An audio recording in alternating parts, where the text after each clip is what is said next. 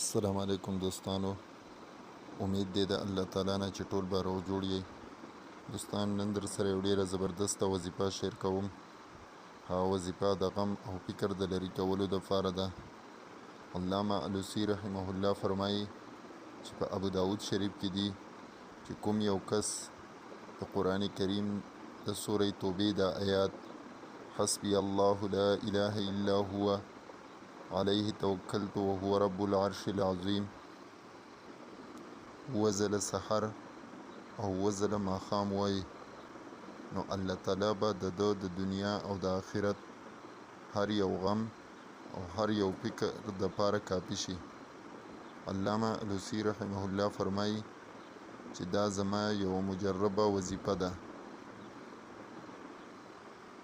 دوستانو، نن سبا هر یو انسان په غم او په فکر کې وي.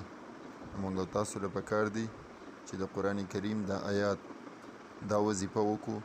انشاءالله الله تعالی به زموږ د هر یو غم او د فکر دپاره کافي شي. هغه آیات ته دوباره ویمه: حسبی الله لا اله الا هو علیه توکلت وهو رب العرش العظیم.